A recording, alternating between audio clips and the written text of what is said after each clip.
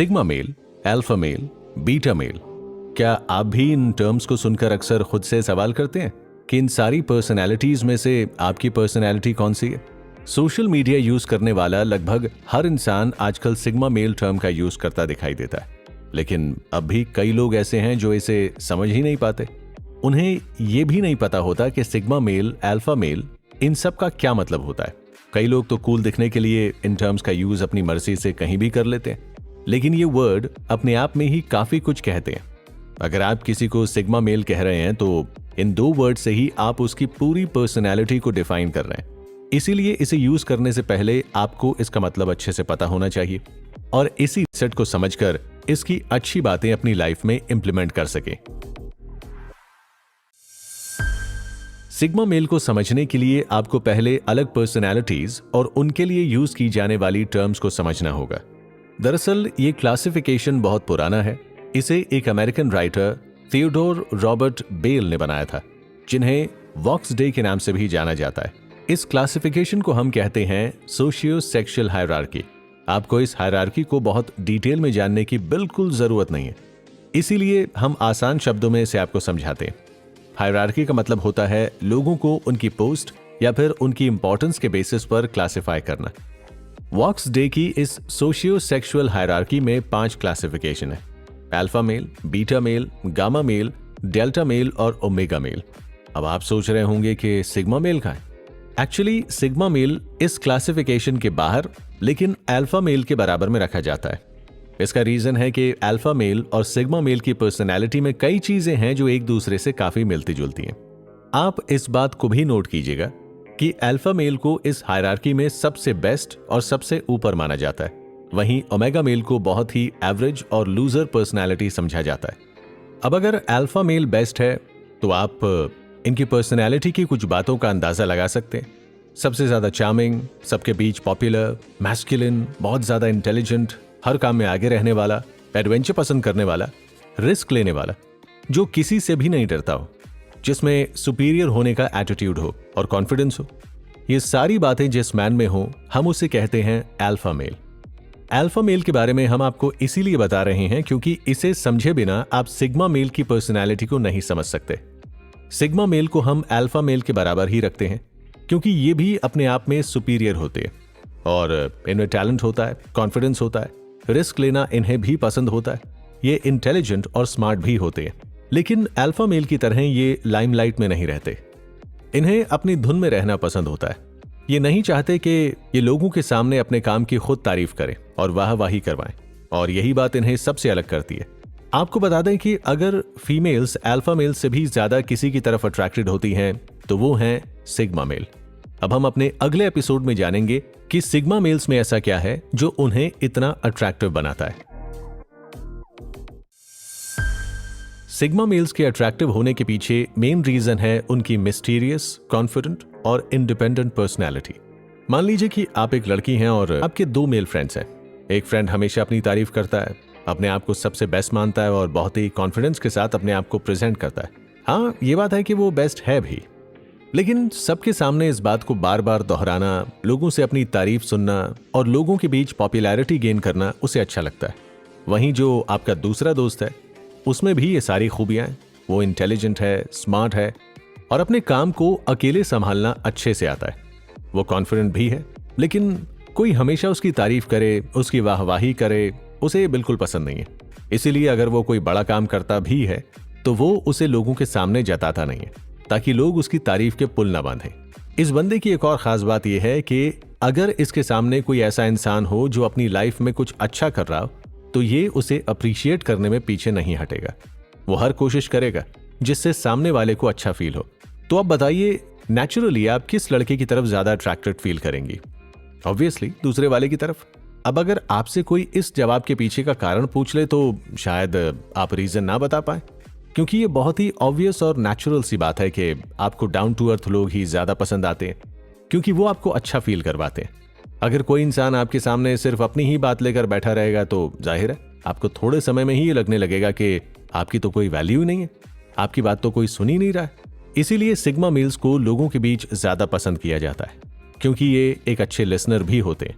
ये लोगों के साथ काइंड और वेलकमिंग होते हैं और उन्हें अच्छा फील करवाते हैं। तो आइए अब हम एक बार सिग्मा और अल्फा के बीच के डिफरेंस को भी समझ लेते हैं। पिछले एपिसोड में जो हमने पहले लड़के की बात की वो दरअसल अल्फा मेल की क्वालिटीज हैं। अल्फा मेल और सिग्मा मेल्स के कई कॉमन क्वालिटीज शेयर करने के बाद भी सिग्मा मेल को अल्फा मेल से बेहतर समझा जाता है। ऐसा क्यों?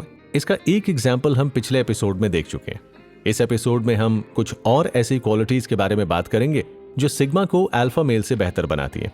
इन क्वालिटीज में सबसे पहली है इमोशनल बैलेंस। सिग्मा मेल्स को पता होता है कि उन्हें अपने इमोशंस को कहां दिखाना है, कहां कंट्रोल करना है और कहां इन्वेस्ट करना है। साथ ही वो अपने साथ साथ दूसरों के इमोशंस को भी समझते हैं और उन्हें एक्सेप्टेड फील करवाते हैं। वहीं अल्फा मेल्स इस मामले में थोड़े पीछे रह जाते हैं। वो इतने सेल्फ सेंटर्ड होते हैं कि उन्हें दूसरों के इमोशंस को समझने में मुश्किल होती है और इसीलिए कई बार वो अपने आसपास के लोगों की परेशानी को समझ नहीं पाते। अल्फा मेल्स का नेचर थोड़ा कंट्रोलिंग होता है। उन्हें लगता है कि उनसे जुड़े लोगों को उन्हें हमेशा कंट्रोल करना चाहिए, इसीलिए वो लोगों के काम पर नजर रखते हैं और उन्हें हमेशा ऑर्डर देते रहते हैं। लेकिन सिग्मा मेल ऐसे नहीं होते, वो केयरिंग होते हैं। उन्हें अपनी लिमिट्स पता होती है, इसीलिए वो दूसरों के काम में बेवजह इंटरफेयर नहीं करते, न ही उन पर अपना काम थोपते हैं। हमने आपको अल्फा मेल की क्वालिटी बताते हुए कहा था कि उन्हें हमेशा सबसे आगे रहना पसंद होता है, इसीलिए वो दूसरों की सक्सेस से जलते हैं। लेकिन सिग्मा मेल्स में जेलसी या दूसरों से आगे निकलने की होड़ नहीं होती। उन्हें बस अपने काम से और अपनी परफॉर्मेंस से मतलब होता है। सिग्मा मेल्स अल्फा मेल्स के कंपैरिजन में बहुत ज्यादा बहादुर भी होते हैं और जब उन्हें कोई इंसान पसंद आता है तो वो उसे जिंदगी भर साथ रखते हैं। वहीं अल्फा मेल एक ही इंसान के साथ रहकर जल्दी बोर हो जाते हैं। अब ये सारी बातें सुनकर आप समझ चुके होंगे कि सिग्मा मेल इतने अट्रैक्टिव क्यों होते हैं। चलिए अब हम अपने अगले एपिसोड में जानते हैं कि सिग्मा मेल में अपनी फाइनेंशियल इश्यूज को डील करने के लिए कौन सी क्वालिटीज होती है। अब तक आपने सिग्मा मेल की जिन क्वालिटीज के बारे में सुना, उन्हीं को लेकर हम इनकी फाइनेंशियल स्ट्रैटेजी को समझने की कोशिश करते हैं। जैसा हमने बताया कि सिग्मा मेल को शो ऑफ और लाइमलाइट बिल्कुल पसंद नहीं होती, इसीलिए वो कभी भी दूसरों को इम्प्रेस करने के लिए ना तो पैसा कमाते हैं, ना ही उन्हें खर्च करते हैं, बल्कि वो सिर्फ वही जॉब करते हैं जिनमें उन्हें खुशी मिले, जिससे वो सेटिस्फाइड हो। सिग्मा मेल कभी भी पैसों के पीछे नहीं भागते। ज्यादा पैसे कमाने की भूख और फालतू चीजों पर पैसा खर्च करने की आदत उनमें बिल्कुल भी नहीं होती है। इसी वजह से वो अपने कनेक्शंस और अपने दोस्तों में भी यही चीज देखते हैं। सिग्मा मेल कभी भी वेल्थ के बेसिस पर कनेक्शंस बनाने में विश्वास नहीं रखते, ना ही वो ये चाहते हैं कि कोई उनके पैसों की वजह से उनके साथ रहे। यही वजह है कि सिग्मा मेल के कनेक्शंस बहुत स्ट्रांग होते हैं और लंबे समय तक रहते हैं। जब भी बात पैसों और कंफर्ट के बीच में आती है तो अक्सर हम कंफर्ट से कॉम्प्रोमाइज कर लेते हैं। हम ये सोचते हैं कि जब हमें इतना पैसा मिल रहा है तो ज्यादा काम करने में क्या बुराई है। लेकिन सिग्मा मेल की सोच यहाँ हमसे अलग है। वो पैसों को कभी भी इतनी ज्यादा इंपॉर्टेंस नहीं देते, बल्कि उनके लिए क्वालिटी ऑफ वर्क, हैप्पीनेस और ग्रोथ मायने रखती है। वो अपने गोल्स को लेकर बहुत ज्यादा फोकस्ड होते हैं। जो गोल्स उन्होंने अपने लिए सेट किए हैं वो उसे हर कोशिश करके पूरा करते हैं। आसपास के लोगों के ओपिनियन से उन्हें कोई खास फर्क नहीं पड़ता। अपने पैसों को भी वो सोच समझकर खर्च और इन्वेस्ट करते हैं। उनका माइंडसेट अपनी जरूरतों को कम रखने का होता है। वो कम चीजों में खुश हो जाते हैं और सिर्फ अपनी जरूरत की चीजों पर ही खर्च करना पसंद करते हैं। ऐसा करने से उन्हें पैसों की कमी जैसी परेशानी का सामना नहीं करना पड़ता और वो अपनी जिंदगी में खुश रहते हैं, साथ ही अपने पार्टनर को भी खुश रख पाते हैं। आइए अब हम आपको सिग्मा मेल की एक बहुत ही यूनिक और इंपॉर्टेंट क्वालिटी के बारे में बताते हैं। जितना आपने अब तक सिग्मा मेल के बारे में समझा, उससे यह बात समझना और भी आसान हो जाता है कि सिग्मा मेल को अपनी जिंदगी में अननेसेसरी ड्रामा बिल्कुल पसंद नहीं होता। अगर आप उनके साथ रिलेशनशिप में हैं या वो आपके दोस्त हैं तो वो कभी भी आपको छोटी छोटी बातों के लिए परेशान नहीं करेंगे। कुछ लोगों की आदत होती है कि वो छोटी छोटी बातों को दिल से लगा लेते हैं और इस पर आपसे झगड़ा करते हैं, आर्ग्यूमेंट करते हैं। लेकिन सिग्मा मेल्स अक्सर इन बातों को नजरअंदाज कर देते हैं, क्योंकि उनके लिए आपके बीच का कनेक्शन इन सब बातों से कहीं ज्यादा ऊपर होता है। आप कभी भी किसी सिग्मा मेल को ओवर पोजेसिव या जेलस होता हुआ नहीं देखेंगे, क्योंकि वो अपने आप पर और अपने कनेक्शंस पर भरोसा करते हैं। उन्हें ये बात अच्छी तरह से पता होती है कि कहां उन्हें इंटरफेयर करना है और कहां नहीं। इसी को हम मैच्योरिटी कहते हैं, जो एक उम्र के बाद अधिकतर लोगों में आ जाती है। लेकिन आज के जमाने में हर किसी से ये मैच्योरिटी एक्सपेक्ट नहीं की जा सकती। आज के टाइम में जहां लोग सोशल मीडिया पर अपना एक अलग वर्जन लेकर घूमते हैं, वहीं सिग्मा मेल अपने आप को रियल रखने में विश्वास रखते हैं। वो जैसे रियल में होते हैं वैसे ही खुद को दिखाना पसंद करते हैं। अगर उन्हें कोई बात अच्छी नहीं लगती है तो वो आपको क्लियरली बता देते हैं। कभी भी अपने दोस्तों या पार्टनर्स को किसी गलत एक्सपेक्टेशन में नहीं रखते, ना ही कभी उनके सामने अपने आप को बेहतर दिखाने के लिए झूठ बोलते हैं।